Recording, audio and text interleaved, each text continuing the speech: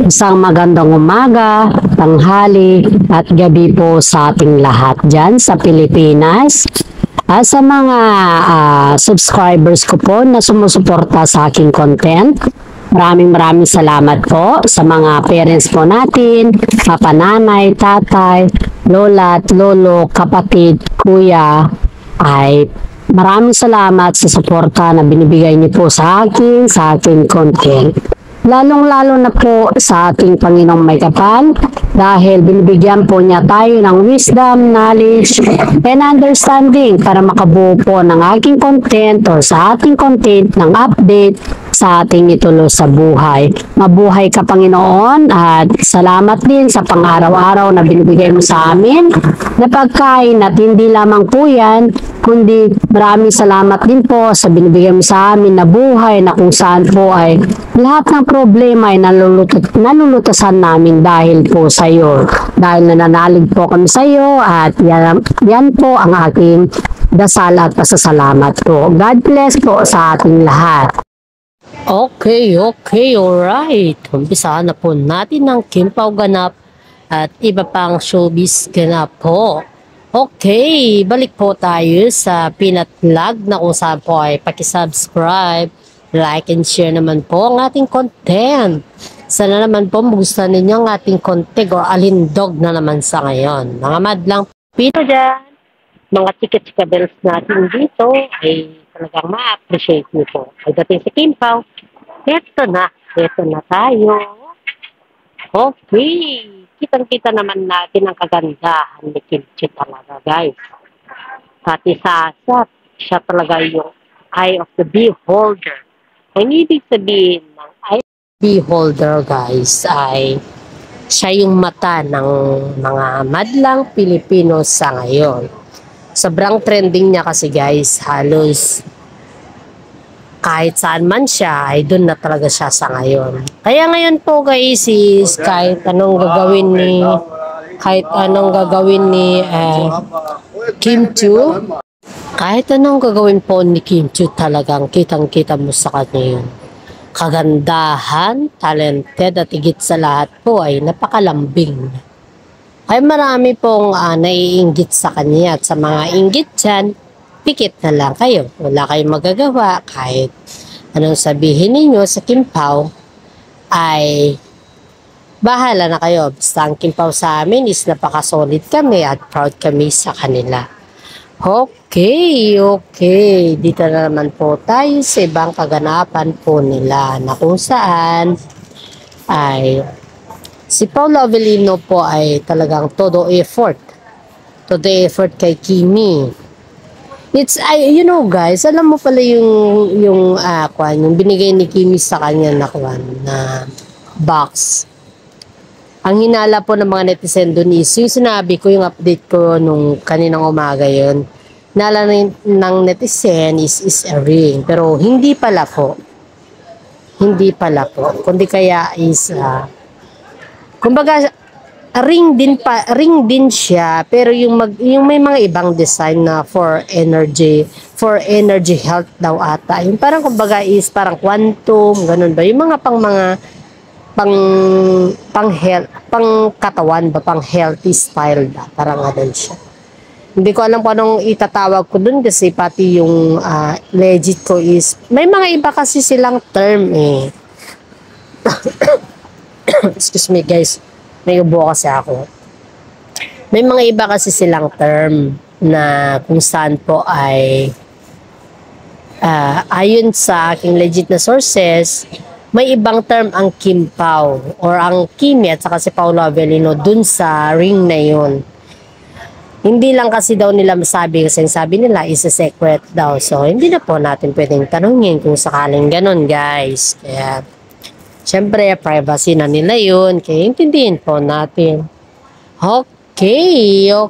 Dadako na naman po tayo sa mga ibang update na kung saan po ay si Paolo Avellino at saka si Kim Chiu is overload ang holding hands. Kitang-kita ng mga netizen yan, guys. Pero alam natin naman na sa ngayon sa kanila is pinapakita na nila sa sa madlang people or sa mga netizen dahil noon kasi ay hinahanapan sila ng mga resibo. Sa ngayon naman, may mga resibo na tayong nakikita, pero may marami pa din ng mga bashers na nagsasabi na bakit kailangan na nilang lumantad, anong rason kung bakit sila lumantad. Ayon po dito sa nag-comment dito sa aking isang content na kung saan ay kinontent ko noon na lumalantad na sila Paolo Avellino at saka si Kim Chiu sa public. Ito po yung kanyang comment. Basahin po natin at magbigay po din tayo ng sarili natin opinion dito sa comment na to, guys. Ito po yung comment niya. Hello vlogger, bakit anong rason ng mga Kim Pao na lumantad na sa public? May big deal ba yan? Sabi niya. May big effort na naman ba yan? Or may big project? Or may big sabi ng management nila? Doon kasi hinahanapan natin sila ng resibo, pero hindi naman lang sila umaamin, di lumalantad. Pero sa ngayon ay hindi natin na sila hinahanapan ng resibo. Ngayon naman na sila lumantad. Not like before kay Sian Lim na binantad kaagad ni Kimi si Sian Lim sa public. At sa ngayon, pagdating kay Paolo Avellino, hindi naman niya kayang ilantad. Ano kayang ibig sabihin nito?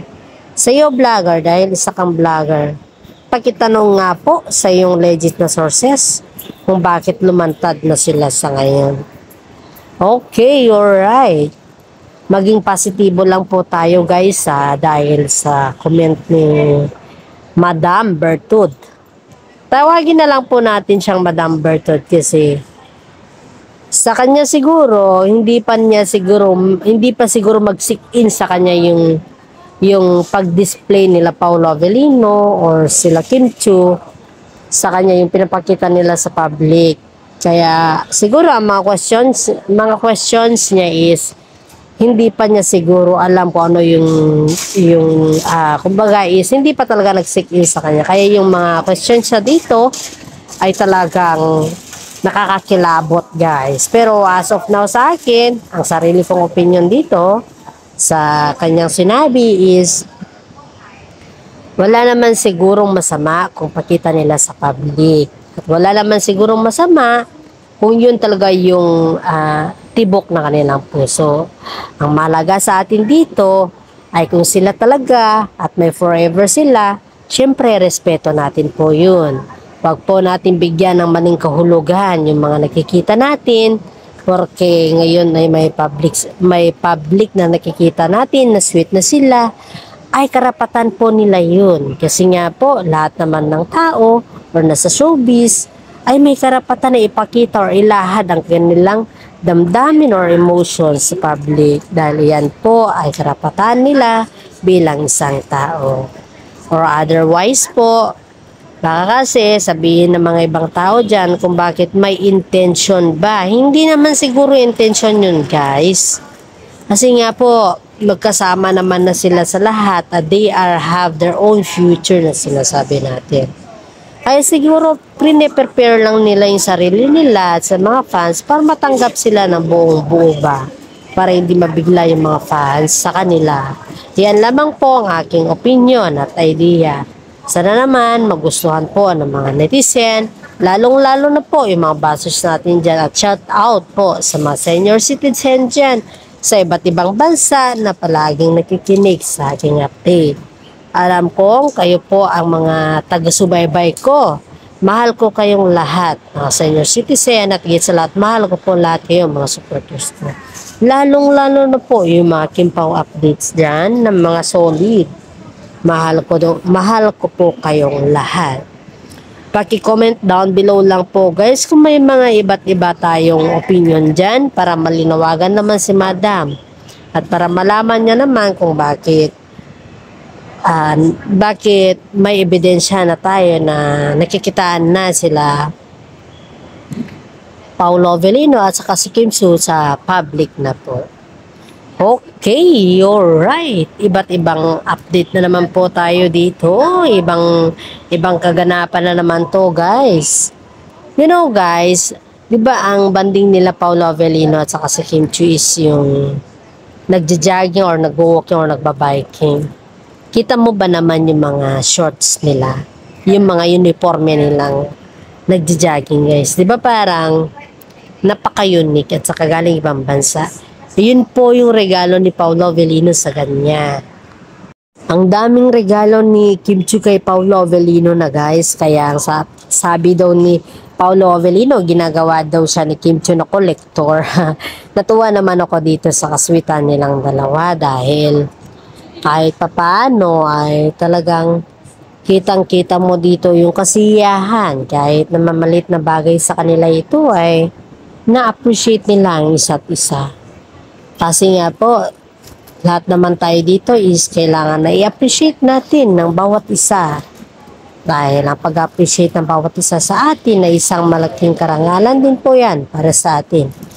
Guys, pasensya na kayo sa aking boses dahil sinisipon talaga ako, guys. May pakiramdam kasi ako dahil sa gawa ng panahon sa ngayon na mainit, biglang lumabig at sa gabi malamig. Tapos yung hangin niya sobrang lakas kaya nagkaroon po tayo ng medyo trangkaso at kahit may trangkaso po tayo, laban pa rin para sa buhay at para sa update natin sa Kim Pao Ganap. Okay guys, balik po tayo dun sa Kim Pao Ganap natin. Alam nyo guys, sabi daw ni Paolo Avellino kay Kimi na kung kinakailangan daw na magpahinga daw muna sila o mag-break. Break, ibig sabihin hindi yung hiwalay. Ang break na sinasabi ko guys is yung may pahinga ng konti lang. Medyo enjoy lang ng bakasyon ng konti. Parang gano'n. Pero more in fact naman guys na alam nila at kilala na nila ang isa't isa. Kaya nga po, sobrang saya ng mga netizen pag nababanggit natin ang solid Kim Pao sa kanila. You know guys, ang nanay ko po is napaka-solid yun guys. Isa siya sa mga, ang specialty niya talaga sa pang-araw-araw niya is ang Kim Pao updates at lagi niya talagang inaabangan ito. Kahit may mga nasa asap si Kim, nasa Showtime. Bira, you know guys, yung mga kagaya ng mga parents ko na may mga edad na, talaga yung mga libangan lang nila, yung mga YouTube ba. Higit sa lahat dyan sa YouTube na yan eh, puro Kim Pao kasi nakikitaan kasi sila na napaka-humble at napakabait nilang tao. Hindi kagaya ng mga iba dyan na tambalan na kahit sobrang trending. Parang kung pagbaba is ang bilis nilang malaos ba. Pero dito, parang hindi ko ramdam yung laos nila kasi ang ramdam ko sa kanila is yung parang sabik na sabik sila sa isa't isa. At hindi lamang po yan guys, spotted din po sila Kim Pao at Paolo Avellino naghalikan sa likod ng backstage. Yung halik na yun guys is hindi na yung halik na kaibigan na, kundi halik na jowa na ang peg. Sa mga insecure na naman dyan, porque spotted na halik na naman siya, may kontrabida naman lalabas dyan guys. Isipin natin to ha, mamaya may magko-comment dyan. Kasi pag mga nilalaban, yung mga ina-acting natin or yung mga sinasabi natin sa vlog natin, mga sweetest, mga bait-bait, wow, may mga bases na dyan. Akala mo, sobrang galit sa Kim Pao ba? Hindi mo maintindihan. Parang may atraso ang mga Kim Pao sa kanya. Yun yung pagkaintindi ko dito guys. Kasi may isa tayong bashers dyan guys na sinabihan tayo na puro na lang sweetest, gano'n. Wala naman, hindi naman katotohanan, puro fake news. Ganun siya ba? Parang naiinggit siya pag may mga binablog tayo na mabait ang Kimi, mabait ang Kim Pao, sweet ang Kim Pao. Parang ayaw niya kasi ang binabato sa atin is puro sisihan lim. Pero, you know guys, sa mga bashers naman na yan is that is your own opinion. Hindi ko naman sinasabi na huwag kayong mag-comment. Kasi opinion naman ninyo yan, di ba? Free lang naman kayo mag-comment. Pero sana naman po, isipin natin bago tayo mag-comment. Kasi may mga tao po tayo nasasagasaan eh. Hindi sa yung bilang isa kang tao na karapatan mo na mag-comment kasi binibigyan kita ng karapatan. Okay po yan. Ang atin lang naman dito is, bagot naman po tayo magbitiw ng mga salita, isipin naman din natin kung wala po tayong tinatapakan na tao. Yun yung punto ko dito guys. Hindi yung ayaw ko kayo mag-comment. Hindi po yung ganon guys. Wala po akong ganon na sinasabi. Okay. Dahil alam nyo guys, ayon kay Kimi Akimpao, ang mga bashers daw, yan daw yung kanilang strong. Nagbibigay ng lakas sa kanila kung bakit patuloy pa rin sila sa showbiz at patuloy pa rin daw silang sumisikat dahil daw sa mga bashers na yan. At alam nyo din guys, kahit ganun po ang Kimi, kahit ang daming taong nagbabas sa kanila or nangda-down sa kanila, andito pa rin po tayo at paragi po natin pinagdadasal sila na sana po ay safety sila at nasa mabuti sila ang kalagayan. Gaya din po ng pagbabas sila nung kahit ano-ano dyan, maliit man o malaki man yung pagbabas sila, basta yung importante, mabait si Kim Chiu at napakaganda yung performance ni Darren Espanto. Ang ganda ng songs guys. Nagustuhan ko yung songs at bagay na bagay sa kanila. And this is for today. Update. Maraming salamat at God bless po sa ating lahat.